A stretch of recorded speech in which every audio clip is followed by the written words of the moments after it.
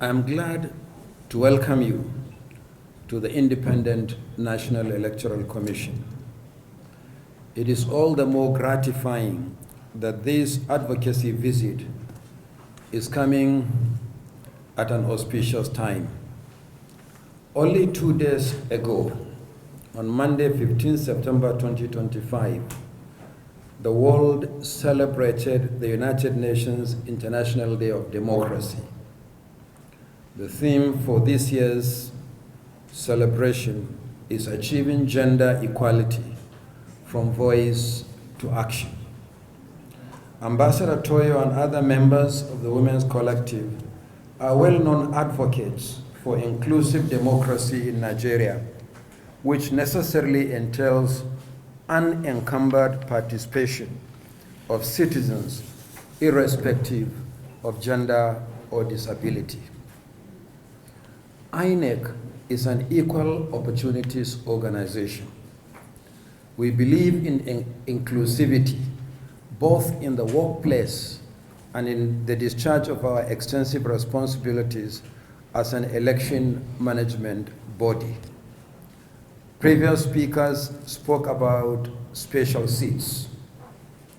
We recognize the importance of taking such steps. In the last few years, the Commission created a special women's-only slot for promotion to the rank of director, and this policy has paid off. Today, 12 out of 22 departments and directors of the Commission are headed by women. This means that 55% of the directors at the INEC headquarters in Abuja today are women. Across the states of the Federation, many of our substantive administrative secretaries who are also directors are women. So don't be surprised if very soon men start complaining in INEC. Only 45% of them are directors at the headquarters. The majority are actually women, and many of them are sitting opposite. With regard to the electoral process, we have a gender policy which is periodically revised and updated. We have also established the Department of Gender and Inclusivity for the promotion of greater access for marginalized and underrepresented groups in the electoral process. Similarly, in our consultative meetings with political parties, we have constantly urged them to ensure greater representation for the underrepresented groups in party leadership. Many of them have responded positively, although much work needs to be done. And I want to assure your ambassador that I listened to you carefully, and this matter of representation in political party leadership will be taken up at the next meeting, next quarterly consultative meeting with the political parties, which is coming up before the end of this month. For elective representation, the Commission believes that the most effective way of ensuring greater representation for women and other marginalized groups in the legislative assemblies is affirmative action, supported by a clear provision of the law, as was the case or has been the case in many jurisdictions. This calls for the amendment of sections of the Constitution of the Federal Republic of Nigeria, 1999 as amended, and the Electoral Act 2022. Accordingly, the ongoing review of the Constitution and the Electoral Act offers an opportunity to engage with our lawmakers on appropriate legislative action. Happily, the matter is back on the legislative agenda. At our retreat early this year, with members of the Joint Committee of the Senate and House of Representatives on Electoral Matters, we supported the amendment that will ensure greater participation of women in elective positions. So you can take the position of the Commission for granted. We are with you all the way. We welcome your consistent advocacy for women's participation and representation in political party leadership and elective representation in Nigeria. You should continue to count on the support of the Commission at all times. Once again, I welcome you to the Commission, and may God continue to bless our efforts. Thank you. A round of applause once. We didn't quite know whether we would be able to call to make, but we have made it finally, and we are very delighted at this outing that has been provided to us by the chairman. Mr. Chairman, thank you so much for your time. Thank you so much for your interest and commitment to these issues. I had come here with a long demand, a list of demand, but having listened and engaged with a couple of us, I think it's important that we put this in the context of a conversation which we think starts now, but which we need to carry forward. There's a lot more understanding between what we have demanded for by way of constitutional reform, which is a special seats, and the role of INEC in carrying forward those demands into its practical state. Our experience, as Professor Jibo has mentioned, is a long and very old one. We started this process long before now, post the Beijing Conference on Women in 1994. The late Jade Sola Konde even started a women's party. So this is not something that we have been following for this length of time. But since democracy in 1999, the journey has been consistently working towards increased participation of women. So what has become different and what has happened? I don't think we need to rehash the numbers. The numbers are appalling. Every meeting we go to, whether here in Nigeria or elsewhere in the world, the first thing you hear is that, but your women are so educated. Your women are so powerful. Why are the numbers like this? And it's a question I'm asking to all of us today. Why are the numbers what they are? Why? Why are the numbers what they are? Because the issues of how our politics is done and run is structural. There are impediments even within the politics itself that allows for the engagement and involvement of different constituencies of interest to be a problem. It's no longer just about women, it's about inclusions. I'm happy that the Commission has moved from just the gender unit to now one on inclusion, because inclusion speaks beyond ourselves. If you look at our delegation today, it's not just the women that are here. We also have in our delegation persons with disability, and we have some young people as well. These are constituencies of the marginalized. And the question for us, therefore, is, why is this marginalization so deeply structural? I was a member of the House of Representatives 2011 to 2015. You couldn't even take a bill through and talk about gender. Colleagues would just shut it down. It would just shut it down. So what is it and where?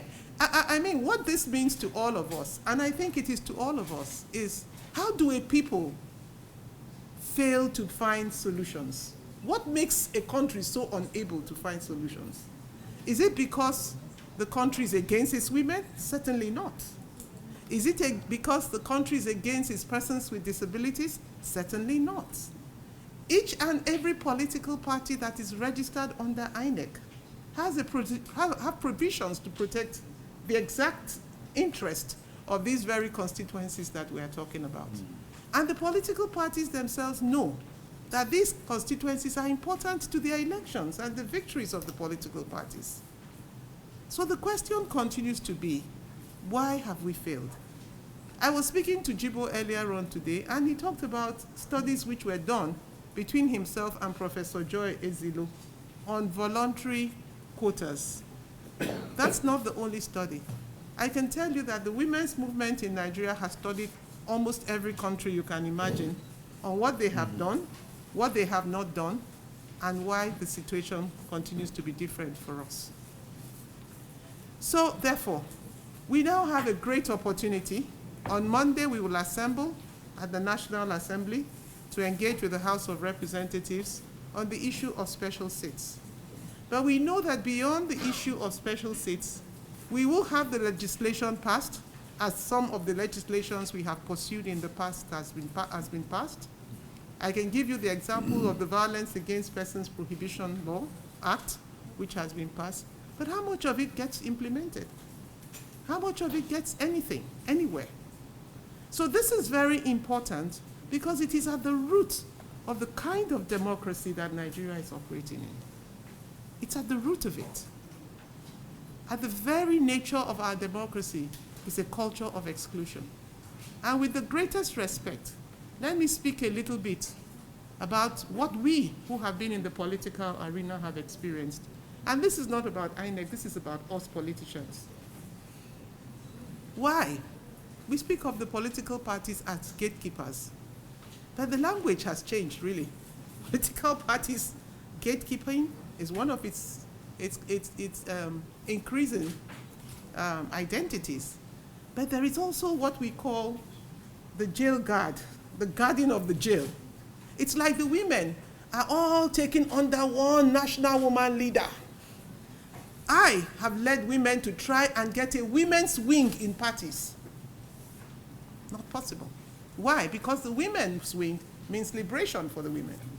They come like ANC in South Africa, where the women's wing can actually determine who becomes the president of the party, of the country. Nobody wants that kind of independence and aggregation within the party. So what do we have today? We have increasingly everybody who is called a woman being under one woman, and that one woman is controlled. And she keeps all of us under that control. And you don't fall out of the control. So it's almost as though you have now been put in a prison where the jail guard is guarding you and allowing those who come out to get out of the system. There is a fundamental systemic problem which we need to address. And that's why we believe that the role of INEC is not just in managing elections. It's not just about managing elections. We hope and believe that as we go forward, INEC will take it upon itself to look at where they can meet us somewhere in between all of this. There's a lot more we can say about what is going on. But the embarrassment for those of us who have led this work in the last 3 or 4 decades, 3 decades at least, I can speak from post-Pejin about the work we have done. We, my organization, the Gender and Development Action, wrote the first political agenda for Nigerian women in 1996. We even had a political party for women. So this is the story of a journey we have pursued. We even pursued it into the Nikitobi Commission, the committee that wrote the 1999 Constitution, led by Dr. Timi Agari, to change the Constitution and allow for these provisions we are talking about today. Let's stop about this history and hope that the future will look better. Therefore, Mr. Chairman, my appeal to the Commission is that this is a conversation that I think the Commission can do a lot more than it is doing. There is a lot more that the Commission can do. I am hoping, for example, that the 14 new political parties should be asked what is their story on inclusivity. What is their story? Are they just going to have new parties that look like the old and continue to exclude instead of include? What is the story on inclusivity? And why should we allow the non-inclusivity to continue to exist in the midst of the kind of political culture and environment in which we live? Women can provide a new value to the kind of democracy we have. We talk about the democratic deficits of our country.